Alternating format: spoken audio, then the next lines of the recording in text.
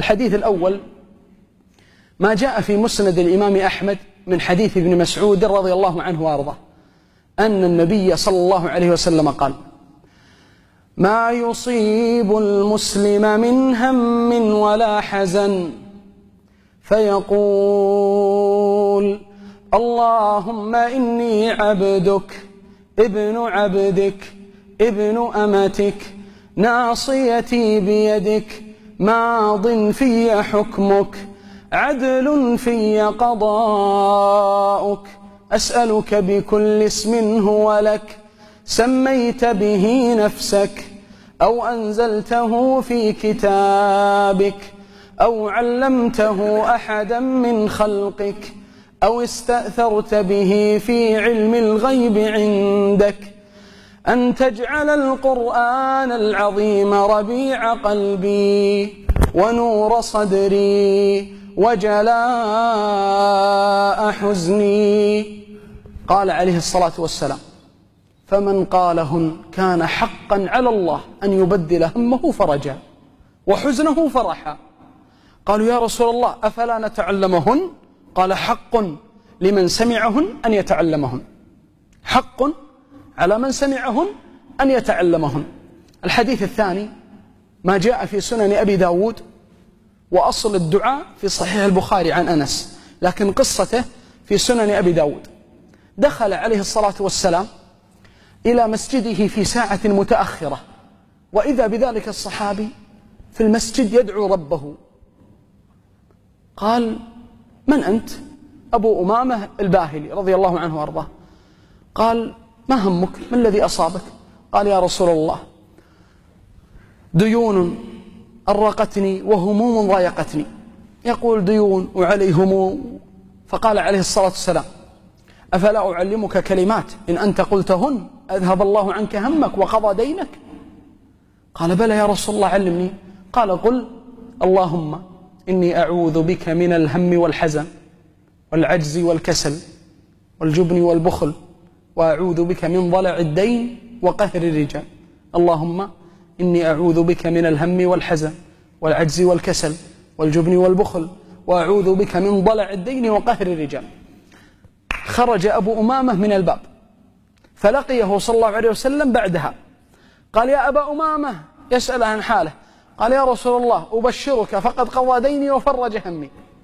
أبشرك يا رسول الله فقد قضى ديني وفرج همي.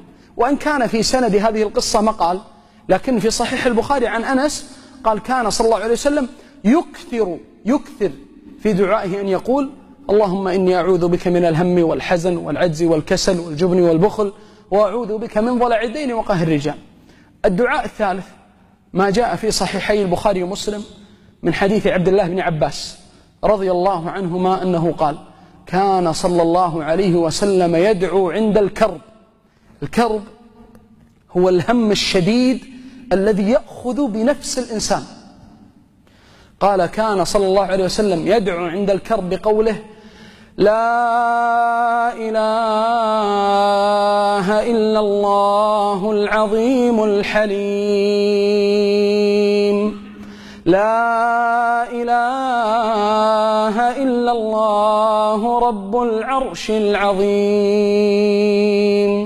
لا إله إلا الله رب السماوات ورب الأرض رب العرش الكريم. يكثر صلى الله عليه وسلم عند الكرب الهم الذي يأخذ بنفسه أن يدعو بمثل هذه الدعوات.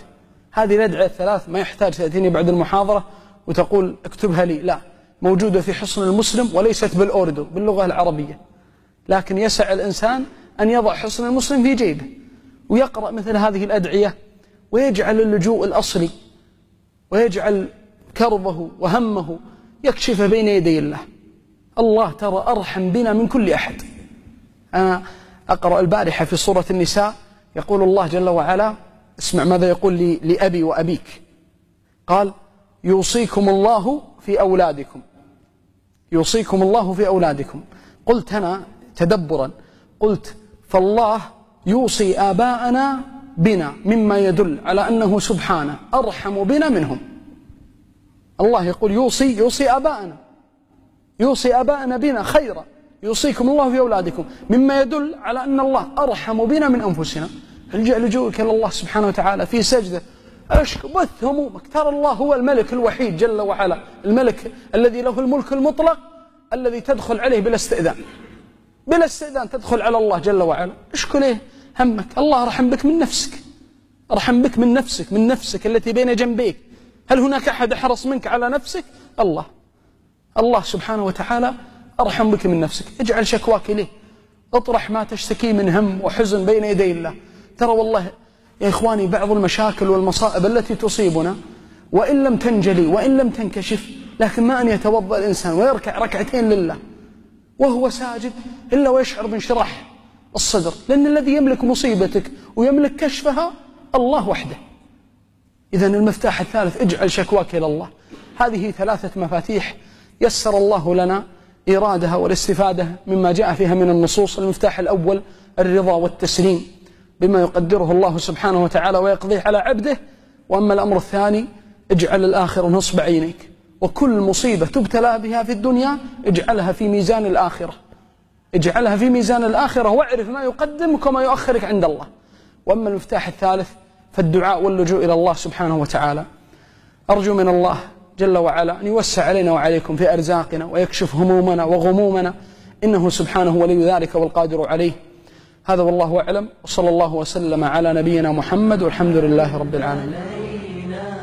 من ثنيات الوداع وجب الشكر علينا مدى